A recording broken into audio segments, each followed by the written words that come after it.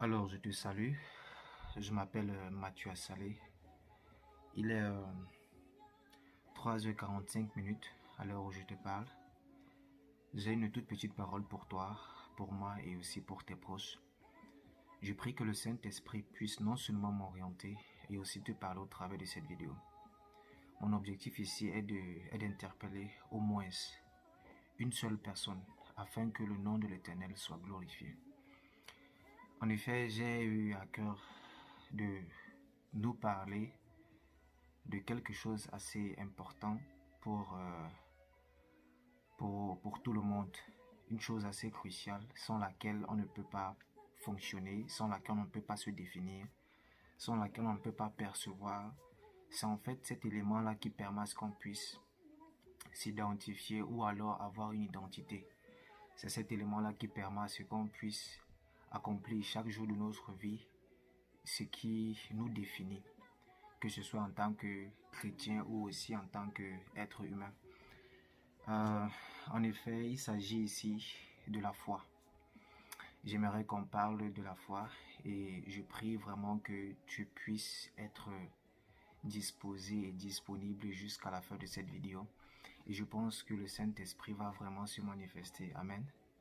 Alors, comme je le disais tantôt, le thème de mon exhortation en ce matin ou en cette soirée, dépendamment de l'heure à laquelle tu vas regarder cette vidéo, il s'agit ici de la foi et les types de foi existentielle. Oui, éventuellement, il existe, à mon avis, deux types de foi. Amen. Ok. Nous allons commencer dans le livre de... Éventuellement, si vous avez vos Bibles, on va commencer à lire dans le livre de Hébreux, chapitre 11, verset 1. La Bible dit: Or, la foi est une ferme assurance des choses qu'on espère, une démonstration de celles qu'on ne voit pas. En effet, ici, les gens ont tellement une opinion personnelle ou aussi regroupée de ce que ce verset biblique veut dire. Dans un premier tiret, nous allons mentionner qu'il existe une foi passive. Éventuellement, dans le système linguistique, je dirais en littérature, on parle de la phrase passive et la phrase active. Et dans le monde spirituel, en ce qui concerne la foi, il existe deux types de foi, en l'occurrence la foi passive et la foi active. Je vous dirai plus tard pourquoi est-ce que j'ai organisé cela de façon différente. Pourquoi? Parce que en français, la foi active vient avant la foi, la phrase active vient avant la phrase passive, autant pour moi. Et qu'est-ce que c'est que la phrase active et la phrase passive? Ou alors, comment est-ce qu'on perçoit cela de façon littéraire? En effet, la phrase active se définit comme le sujet qui fait l'action. Et la phrase passive, autant pour moi, se définit comme le sujet qui subit l'action. Ici, nous allons voir comment est-ce que nous, dans la foi, nous faisons l'action et nous subissons l'action. Amen. Donc, comme je disais dans le livre de Hébreux chapitre 11, verset 1, « Or, la foi est une ferme assurance des choses qu'on espère, une démonstration de celles qu'on ne voit pas. » Bien-aimé, le Seigneur met à mon cœur en ce matin ou alors en cette soirée de te faire comprendre que il existe deux types de foi. La foi qui se caractérise ici-là par la foi passive, c'est-à-dire c'est Dieu qui vient exercer cette force, cette puissance en toi. Amen. On se dit parfois que la foi, c'est en fait cet élément-là qui permet à ce qu'on puisse établir ou alors faire un miracle ou alors je dirais, une matérialisation quelconque dans notre vie. Amen. Il s'agit ici, là, ce type de foi, il s'agit ici de ta conviction, de ton addiction, de ta perception de Dieu. Il s'agit ici en fait de ta foi, c'est-à-dire ce en quoi tu crois. Qu'est-ce qui fait ce que tu as aujourd'hui? Qu'est-ce qui te définit en tant que celle ou celui que tu es? C'est de ce type de foi dont il s'agit. Il s'agit ici de ce qui t'a amené ou alors ce qui fait à ce que tu deviennes chrétien. Ce qui fait à ce que tu deviennes chrétien, c'est ta foi. Ce qui fait à ce que tu deviens enfant de Dieu, c'est ta foi. Ce qui te détermine ou alors t'identifie en tant qu'enfant de Dieu, c'est ta foi, communément appelée dans les églises la foi chrétienne. C'est de ce type de foi dont il s'agit ici. Et le Seigneur veut nous faire comprendre que ce type de foi, elle n'est pas active, mais elle est passive. Pourquoi? Parce que toi qui es le sujet, tu subis l'action de Dieu en toi. C'est-à-dire, tu fais à ce que, ou alors tu te laisses être un instrument par lequel Dieu va établir sa foi. Ou alors la croyance en lui. La Bible déclare que nul ne peut venir à Christ si ce n'est le Père qui l'attire. Ce qui veut autrement dire ici que si Dieu n'a pas déterminé qu'il établira la foi ou alors la croyance pour son nom en toi, ça ne pourra pas être le cas. Dans ce contexte, c'est Dieu qui établit en toi sa foi. Tu es le sujet qui subit l'action de Dieu. Amen. J'espère que nous sommes en train de bien percevoir cela. Alléluia. Donc, nous allons passer dans un autre livre, qui est le livre de Romains chapitre 10, verset 9. Bien vouloir prendre vos Bibles et lire aussi avec moi. La Bible dit, si tu confesses de ta bouche le Seigneur Jésus et si tu crois dans ton cœur que Dieu l'a ressuscité des morts, tu seras sauvé. Amen. En fait, ici, nous constatons ce qui amène la foi passive dans ta vie. Ne comprenez pas passif, c'est-à-dire comme quelque chose de passager. Non. J'aimerais ici qu'on prenne cette définition de façon étymologique, ok? C'est-à-dire de façon à ce qu'elle renvoie au terme proprement dit dans la littérature ou alors dans le français, comme on le dit généralement, ok? C'est-à-dire ce qui permet à ce que tu puisses avoir une foi passive, c'est-à-dire une foi établie par Dieu. C'est en fait le fait que tu crois dans ton cœur et que tu confesses de ta bouche. Ici, là, le plus important, ou alors le domaine le plus important ici, il s'agit de croire dans son cœur. Qu'est-ce qui fasse que tu crois dans ton cœur? C'est Dieu, en fait, qui établit cette ferme assurance dans ton cœur. Tu vois? C'est comme ça qu'il, au travers de ta confession, c'est-à-dire au travers de l'action de dire, ok, je crois en Dieu, je crois dans mon cœur qu'il m'a sauvé, qu'il est ressuscité d'entre les morts. C'est ainsi qu'au travers de cela, Dieu établit davantage sa croyance en lui dans ta vie. Amen. Tant bien que au départ, ou alors avant que tu ne sois créé, ou alors avant que tu ne sois conçu par tes géniteurs, Dieu avait déjà établi sa foi dans le monde. Nous voyons que Dieu ne peut pas établir, ok, sa foi de façon extraordinaire. Où je veux en venir, c'est que chaque fois que Dieu établit quelque chose dans la vie de qui que ce soit, il y a un procédé et un processus qu'il suit. Pourquoi est-ce qu'il n'a pas créé le monde en une seule journée? Pourquoi? Parce qu'il est un Dieu de timing. Il est un gentleman qui prend son temps et qui prend son temps pour bien faire les choses. Avant que Dieu n'établisse sa foi définitive, c'est-à-dire sa foi passive en toi, il faudrait que tu prennes la conscience. Il faudrait que tu prennes cette résolution de suivre Christ. C'est à cause maintenant de cette action que tu fais de suivre Christ, c'est à cause de cette action de confesser Christ, il y aura un déclenchement. Il y aura une interpellation de toi vis-à-vis de Dieu. C'est-à-dire, tu vas de façon différente dire à Dieu que, Seigneur, oui, je suis conscient que tu as établi ton nom, tu as établi ta parole, tu as établi tes instructions, tes recommandations. Je crois fermement à cela, raison pour laquelle je veux te servir et je veux te suivre. Et c'est comme ça, lorsque tu vas attirer l'attention de Dieu au travers de cette action de confesser Christ, non seulement dans ta bouche et de croire dans ton cœur, il s'agit ici d'une croyance, c'est-à-dire de la foi passive qui permet à ce que ce soit cette foi-là qui va déterminer et distinguer la façon dont ton futur sera établi. Si tu n'as pas cette foi établie dans ton cœur, tu auras une vie troublée et sans repère. C'est la foi que Dieu a établie, c'est-à-dire cette foi passive que Dieu a établie, qui te permet éventuellement de faire toute autre chose. Tu ne peux pas avoir d'autres éléments dans ta vie et avoir ou alors et impacter le monde. C'est à cause de cette foi passive que Dieu établit en toi qui permet à ce que tu puisses briller et te distinguer des autres.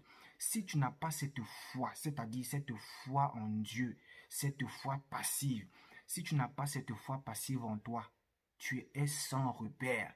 Si tu n'as pas cette foi passive en toi, tu es sans repère, mon frère. C'est cette foi passive-là qui te distingue. C'est cette foi passive-là qui permet à ce que tu puisses établir, tu puisses dominer, tu puisses faire des choses que tu ne pouvais pas faire sans avoir pu établir cette foi au travers de Dieu dans ta vie. C'est cette foi passive-là qui permet à ce que tu puisses établir, que tu puisses impacter le monde. Parce que si tu n'as pas une conviction, parce que ici, là, cette foi est comme une conviction. Et cette conviction te parle ou alors te transperce au travers de la parole de Dieu parce qu'il l'a déjà établi. Maintenant, donc, ce n'est pas toi qui détermine ici ce type de foi-là. Ce n'est pas toi qui détermine ça. Il l'a déjà établi. Il suffit seulement que tu sois conscient par rapport à cela. Et ensuite, il fera son œuvre simplement. Amen. Il s'agit ici là d'une foi passive, c'est-à-dire c'est toi le sujet qui subit l'action. Tu subis l'action de Dieu dans ta vie. Tu subis sa manifestation dans ta vie. Mais ce que tu fais au préalable, c'est quoi? Tu donnes juste et tu démontres ta disponibilité. Il s'agit ici d'une foi passive. Dans un premier temps, il s'agit ici d'une foi passive. C'est comme ça que Dieu se manifeste non seulement dans ta vie, et aussi de cette façon que tu peux impacter le monde. Amen. C'est de cette façon que tu peux impacter le monde. Alors, nous allons voir ici un point assez particulier, la foi active. Cette foi qui est extraordinaire. La foi active ici est définie comme cette foi-là qui permet à ce que la démonstration de la foi passive puisse être établie au vu et aux yeux de tous. Amen, aux yeux de tous autant pour moi. C'est cette foi passive-là qui est comme une base. Cette foi passive est comme une base, comme un rocher, comme une source. C'est cette foi passive qui est comme une source qui va régénérer des éléments, qui va régénérer et produire des éléments dans ta vie. La foi active ici est juste comme une manifestation physique, amen, ou alors une manifestation visible par tout le monde, ou même de façon visible ou invisible, c'est-à-dire, quand je dis manifestation visible ou invisible, c'est-à-dire dépendamment des choses que tu voudrais avoir, une manifestation invisible, c'est-à-dire les choses que tu ne perçois pas encore, amen, les choses que tu ne perçois pas encore et ces éléments-là arrivent dans le visible. C'est cette manifestation donc des éléments invisibles dans le visible, c'est-à-dire la foi active. Nous allons ici parler de la foi active et je vais nous démontrer avec certains versets bibliques. Je n'aimerais vraiment pas être là afin que tout le monde puisse capter et comprendre où est-ce que j'aimerais arriver autant pour moi. Amen. Alors nous parlons ici de la foi active, c'est-à-dire c'est toi qui fais l'action. Nous avons précédemment parlé de la foi passive, c'est-à-dire c'est le sujet qui subit l'action. Et maintenant, donc, il s'agit ici de la foi active, c'est-à-dire c'est toi qui fais l'action. Amen. La Bible dit dans le livre de Luc chapitre 17 verset 6, « Et le Seigneur dit, si vous aviez de la foi comme un grain de sénévé, vous diriez à cette montagne, déracine-toi et plante-toi dans la mer et il vous obéira. » Amen. Pourquoi est-ce que tu as la possibilité de demander et d'ordonner à la montagne de se déplacer, d'aller dans la mer? C'est à cause de la foi passive que Dieu a établie, à cause aussi de cette autorité-là qui t'a donné. Amen. De cette autorité-là qui t'a donné. Parce qu'il existe plusieurs types d'autorité ou alors plusieurs types de pouvoir. Il y a non seulement la ceinture la ceinture de vérité, la cuirasse de justice, les souliers du zèle de l'évangile. Il s'agit aussi du bouclier de la foi. Il s'agit également du casque du salut et de l'épée de l'esprit. Amen. Ce sont les 6 types d'armes spirituelles que nous tous nous avons reçues de l'Éternel. Alors, lorsque le livre de Luc chapitre 17 verset 6 nous dit, « Et le Seigneur dit, si vous aviez de la foi comme un grain de sénévé, vous diriez à cette montagne, déracine-toi et plante-toi dans la mer, il vous obéira. Cette foi, c'est-à-dire cette foi passive, cette foi active autant pour moi, c'est-à-dire c'est toi, c'est le sujet qui fait l'action. Il s'agit ici là d'une foi que toi, tu déclares. Il s'agit d'une déclaration qui régit des pouvoirs et des autorités que tu as reçues de Dieu. Mais ces autorités ou alors ces pouvoirs ou alors cette foi-ci dépendent de la foi passive que Dieu a au préalable établie dans ta vie. Tu ne peux pas avoir la foi passive. Si tu ne peux pas avoir la foi active si tu n'as pas la foi passive. Pourquoi? Parce que la foi passive est en fait cette foi qui te permet d'établir et de faire les choses que toi, tu ne peux pas faire par toi-même et au travers de l'Esprit de Dieu. Raison pour laquelle il a dit, si vous avez la foi comme un grain de sénévé, vous direz à cette montagne, déracine-toi et va dans la mer. Tu ne peux pas déraciner la montagne si tu n'as pas au préalable reçu la foi passive, c'est-à-dire la foi, c'est-à-dire la conviction établie dans ton cœur. Comme la Bible disait dans le livre de Hébreux, elle est la ferme assurance, c'est-à-dire tu es établi, c'est-à-dire tu ne trébuches point, c'est-à-dire tu sais en quoi tu as cru, c'est-à-dire tu sais sur quoi tu te bases pour déclarer les faits ainsi, c'est-à-dire les choses qu'on espère, c'est-à-dire l'espérance ici ne vient pas sur quelque chose de matériel ou alors les appétits physiques autant pour moi. Ici là, cette espérance, ce n'a pas en fait les choses illimitées. Amen. La Bible dit, oh la foi est une ferme assurance des choses qu'on espère. Les choses ici s'agit du détail. Pourquoi? Parce que le détail est un élément que Dieu utilise chaque fois qu'il veut établir quelque chose dans le monde. Raison pour laquelle en créant le monde, il ne l'a pas fait de façon directe. Il l'a fait avec des détails. C'est-à-dire, les choses ici là sont, autrement dit, des détails. Des détails. Au travers des détails que Dieu établit, c'est comme ça qu'il fait à ce que les choses grandes puissent avoir lieu. Amen. Les choses détaillées ici là, c'est en fait cet élément petit à petit qui t'amène à déclarer.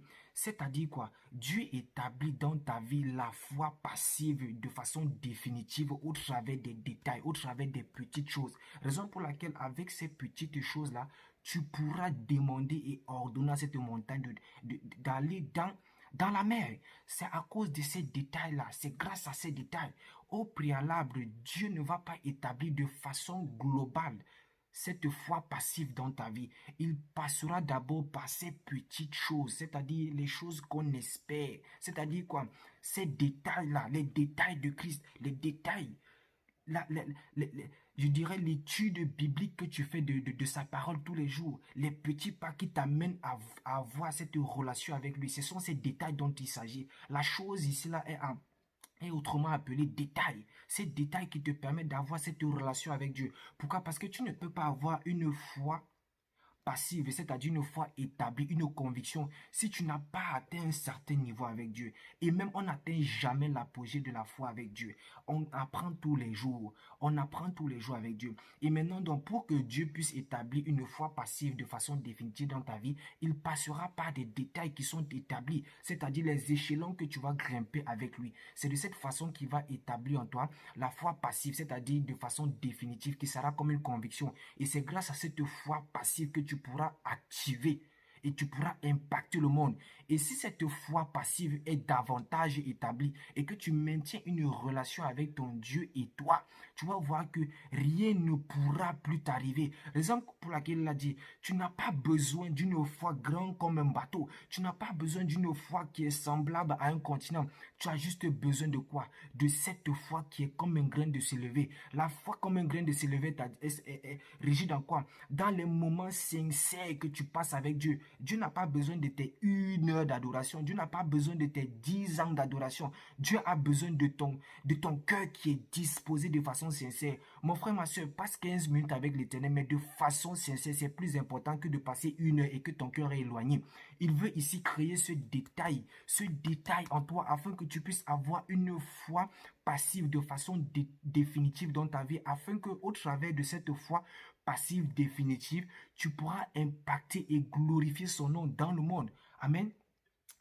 Donc, la foi active ici, là, il s'agit de ce que toi tu fais. Il s'agit des actes que tu poses. Tu es un loin de l'Éternel. Tu es un représentant de façon légale et officielle de Dieu sur la terre.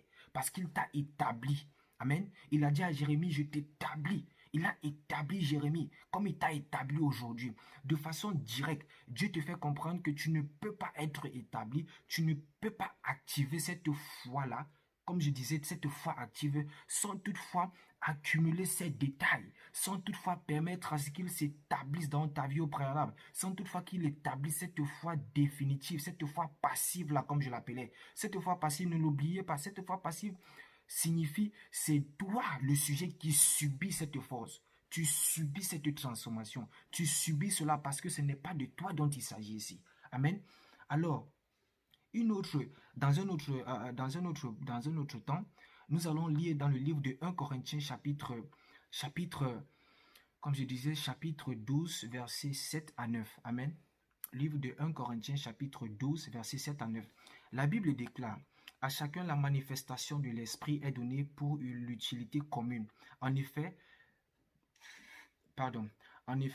à l'un est donné par l'esprit une parole de sagesse, à un autre une parole de connaissance selon le même esprit, à un autre la foi par le même esprit, à un autre le don de guérison par le même esprit. Amen. Nous voyons ici que la foi que tu as, c'est-à-dire la foi active, est un don. Est un don, pourquoi? Parce que c'est quelque chose que Dieu a établi au travers de la foi passive qui est au préalable établie par lui dans ta vie. C'est-à-dire quoi? La foi active régit de la foi passive. Tu ne peux pas avoir la foi active si tu n'as pas la foi passive. C'est la foi passive qui détermine ta foi active. Il faudrait que tu puisses avoir une foi active établie dans ta vie afin que tu puisses établir et glorifier son nom au travers de tes œuvres ou alors au travers de sa manifestation dans ta vie. Tu ne peux pas avoir la foi active, mon frère, si tu ne passes pas d'abord par ce processus d'avoir et d'obtenir la foi passive. Il dit ici que à chacun, la manifestation de l'esprit est donnée pour l'utilité commune. Pour l'utilité commune. En effet, l'un est donné par l'esprit une parole de sagesse, à un autre une parole de connaissance selon le même esprit, à un autre la foi par le même esprit, à un autre le don de guérison par le même esprit. Sache que mon frère, ma soeur, la foi active est un don. La foi active est un don. Le fait de déclarer à la montagne de quitter de là et de partir dans la mer, c'est un don que Dieu t'a donné. C'est un don que Dieu t'a donné. Et Dieu ne donne pas ses dons à des étrangers. Dieu donne donc ses dons à qui? À ceux qui sont considérés comme ses enfants, à ceux qui sont considérés comme ses amis, à ceux qui sont considérés comme ses plus proches collaborateurs. Et donc, pour avoir ce don, c'est-à-dire le don de la foi, c'est-à-dire une foi active, il faudrait au préalable que tu puisses établir ta relation personnelle et individuelle avec Dieu, afin qu'il établisse au travers de toi sa foi passive et définitive, c'est-à-dire c'est toi qui subis ici l'action de Dieu et la puissance de Dieu dans ta vie.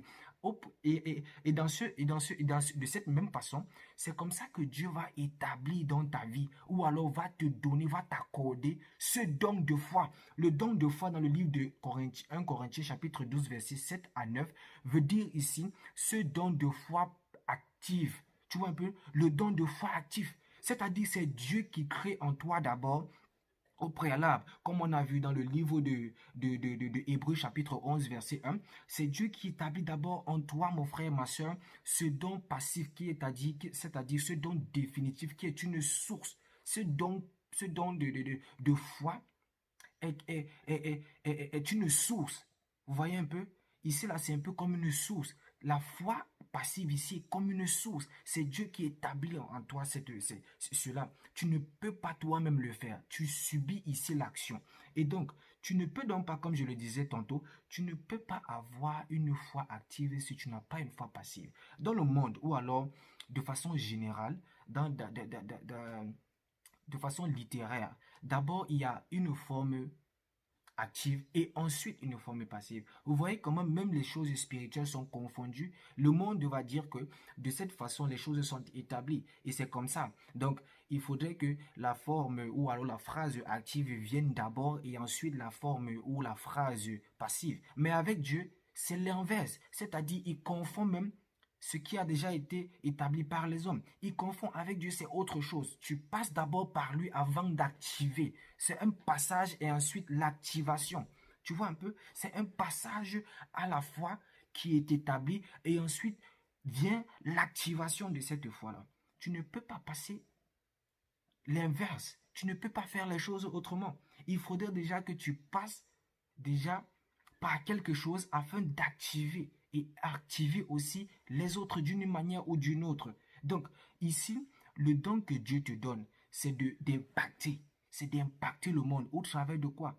De ces dons spirituels. Maintenant, donc, pour avoir ces dons spirituels, il faudrait que tu sois celui-là qui est disposé et disponible. Dieu ne peut pas s'établir en toi. Il ne peut pas permettre à ce que tu puisses appliquer ce que le livre de Luc, chapitre 17, c'est-à-dire qui disait, si tu as la foi comme un grain de s'élever, tu diras à cette montagne de se déraciner et se jeter dans la mer. Tu ne peux pas appliquer cela si tu n'as pas au préalable été vraiment en relation personnelle afin qu'il établisse cette foi en toi. Amen. Donc, je prie vraiment le Seigneur que vous avez été bénis au travers de cette vidéo. Je prie que le nom de l'Éternel se glorifie non seulement dans ta façon de percevoir les choses, et aussi que tu puisses comprendre le fonctionnement de ces différents types de foi. Amen. La foi passive ici détermine ta relation que tu as avec Dieu. C'est-à-dire, au départ, tu confesses, comme le livre de, je dirais, le livre de Romains, chapitre 10, verset 9 disait, si tu confesses de ta bouche que si tu confesses autant pour moi, de ta bouche le Seigneur Jésus, et si tu crois dans ton cœur que Dieu l'a ressuscité d'entre les morts, le fait de croire ici, c'est appeler en fait Dieu à s'établir dans ta vie. C'est appeler Dieu ici à faire son œuvre dans ta vie. Et ce type de foi est appelé une foi passive, c'est-à-dire c'est toi qui subis. Tu subis la puissance et le nom de Dieu qui doit se glorifier dans ta vie. Donc, lorsque tu as déjà établi cela, lorsque tu as confessé de ta bouche, que tu as cru dans ton cœur, Dieu au fur et à mesure, au travers des détails, parce que c'est un Dieu qui établit les choses avec des détails. C'est un gentleman, comme je vous ai dit. C'est quelqu'un qui établit les choses avec des détails. Lorsqu'il établit ainsi, détail par détail, parce que la foi définitive aussi est dépendante de comment est-ce que ta croissance avec Dieu sera établie. Maintenant, donc, ta croissance avec Dieu est établie en fonction de ta disponibilité et aussi de ton apport, comme je disais dans une précédente vidéo. Cela détermine aussi la façon dont tu vas agir. Sache que la résolution ou alors la manifestation et la puissance de Dieu dans tes besoins détermine la dimension de ta présence dans la maison de Dieu ou alors dans ton intimité avec Dieu. La façon dont tu agis, même dans tes prières, il s'agit ici de quoi? Il s'agit d'un regroupement de foi. Si mon frère, ma soeur, tu as le regroupement de ces deux foi, tu seras quelqu'un qui va impacter et va ébranler le royaume des ténèbres. Ici, si tu as à la foi, non seulement qui est passive, et aussi tu as la foi active. Mon frère, ma soeur, non seulement tu permets à Dieu, en fait, de voir et de se dire que mon fils ou ma fille comprend de quoi est-ce qu'il s'agit. Et tu vas voir comment tu seras une flamme puissante qui va ébranler et qui va permettre à ce que tous tes besoins même puissent être résolus. Mais avant cela, comme la Bible déclare, fais de l'Éternel tes délices et il te donnera ce que ton cœur désire. Fais à ce que le Seigneur puisse davantage se glorifier, afin que son nom puisse d'abord être la priorité de ta vie. Et c'est de cette façon que tu pourras impacter. Donc, sache que mon frère, ma soeur, même tes prières ne déterminent pas ta foi active. Non, tes prières ne déterminent pas ta foi active. Parce que tu peux avoir parfois une foi active, c'est-à-dire tu peux avoir la foi, c'est-à-dire le pouvoir de chasser les démons et ainsi. Mais si tu n'as pas cette foi passive-là qui est établie par la parole de Dieu, c'est impossible que tu puisses aussi avoir cette foi active. Parce que tu vas te dire que tu as une foi active. Comme je le disais, tu te diras que ok, je prie au nom de Jésus, je fais ceci au nom de Jésus, j'ai une foi, je crois que Dieu va m'exaucer. Il ne s'agit pas de ça. Tu te trompes toi-même, ok? Il faudrait déjà d'abord que tu prennes la peine d'établir ta relation avec Dieu afin qu'il l'établisse au fur et à mesure de façon détaillée et de façon ascendante, cette foi passive établie de façon à ce qu'elle puisse t'impacter et aussi davantage te parler à toi-même. C'est de cette façon que Dieu va s'établir et c'est de cette façon que même tes prières ou alors tes supplications seront exaucées. Amen. Je prie que vous soyez tous bénis par cette parole et demeurez éventuellement dans la paix. Que le Seigneur vous bénisse à tous et à toutes. Merci.